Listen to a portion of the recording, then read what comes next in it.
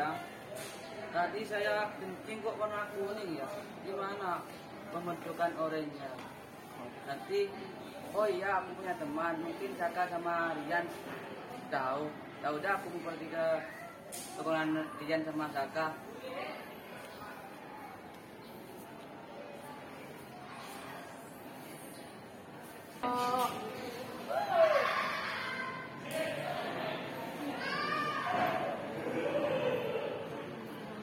Teman-teman.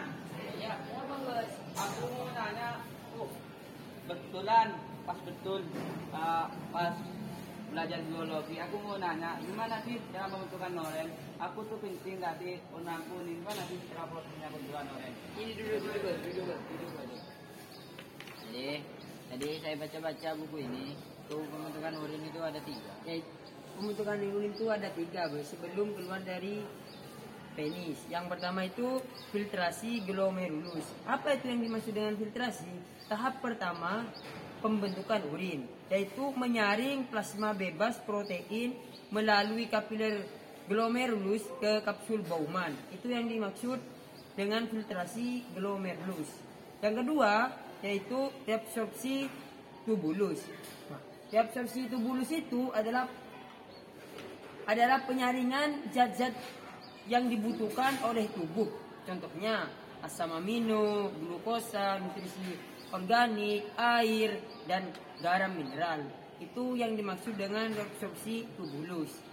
Dan yang terakhir itu bos, yaitu augmentasi atau sekresi tubulus. Pengertiannya akresi tubulus yaitu transport aktif yang memindahkan zat-zat tertentu dari darah dalam kapiler partikuler keluar melalui sel-sel tubuler menuju ke cairan tubuler dan masuk ke dalam urin. Itu tahapan-tahapan dalam pembentukan urin, yaitu ada 3. Adapun faktor-faktornya yaitu ada 2. Nah, yang pertama ada faktor internal. Faktor internal sendiri itu dibagi menjadi 3. Yang pertama itu ada hormon ADH atau bisa disebut antidiuretic hormone. Itu dihasilkan oleh hipotalamus dalam otak, disimpan dan dibebaskan oleh kelenjar yang terletak di bawah hipotalamus. Terus yang kedua ada hormon insulin. Itu dihasilkan oleh sel B pada pankreas. Insulin berfungsi untuk menurunkan kadar glukosa darah dengan cara menginisiasi penyerapan glukosa oleh sel untuk diubah menjadi energi atau disimpan. Itu pengertian dari hormon insulin. Yang ketiga itu ada sistem renin angiotensin atau aldosteron. Itu dihasilkan oleh aparatus juxtaglomerulus untuk merespon tekanan darah rendah, konsentrasi natrium, dan kehilangan air. Itu yang dimaksud sistem renin angiotensin aldosteron. Yang kedua itu faktornya itu ada faktor eksternal. Tadi kan ada internal, ada eksternal. Jadi yang pertama itu ada suhu lingkungan. Itu jika suhu lingkungan panas, banyak mengeluarkan keringat atau osmolaritas darah meningkat. Sekresi SDA atau antidiuretic hormone itu juga meningkat. Yang kedua ada jumlah air yang diminum. Jadi jika banyak meminum air, osmolaritas darah menurun. Sekresi ADH juga atau antidiuretic hormone itu menurun juga. Jadi kalau jumlah air yang diminum itu banyak. Yang ketiga di sini ada alkohol. Alkohol sendiri dapat menghambat pembebasan ADH sehingga menyebabkan kandungan air dalam urin berkurang. Jadi itu faktor-faktor yang mempengaruhi proses pembentukan urin. Itu. Yang terakhir bos, yaitu adalah karakteristik urin, yaitu dibagi menjadi 4. Kan kamu katanya tadi urinnya warna kuning ya? Iya.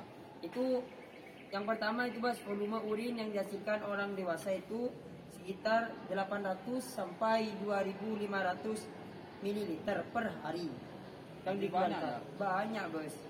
Dan yang kedua itu berwarna kuning pucat sampai dengan kuning tua.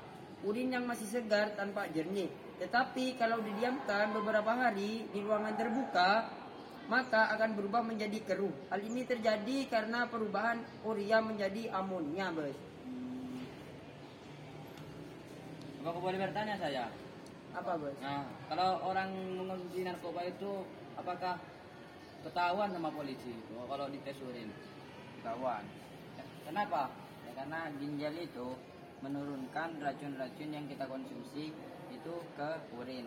Ke urin maksudnya lewat saluran urin. Nanti itu dikeluarkan dari urin itu tersebut racun-racun itu. Jadi kita bila mengkonsumsi narkoba itu bisa ketahuan melewati tes urin. Rata-rata polisi itu kan kalau nemu orang nongkrong itu pasti dites urin. Itu apakah mau mengkonsumsi narkoba gitu. Sekarang sudah paham? Saya paham. Saran saya bos, apabila kencing kamu warna kuning atau keruh, banyak minum air dan banyak gizi-gizi seperti sayur, susu dan lain-lain. Kalau kelapa itu, air kelapa itu apakah bagus untuk diminum? Lebih baik itu kamu itu mengkonsumsi 4 sehat 5 sempurna. Itu ada telur, ikan dan yang lain-lain itu.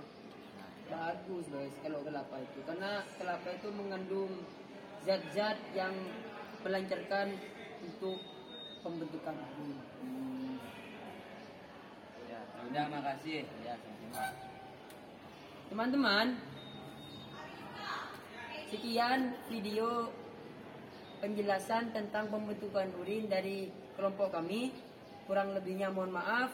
Jangan lupa like Komen, subscribe. and share. Tunggu video selanjutnya. See you.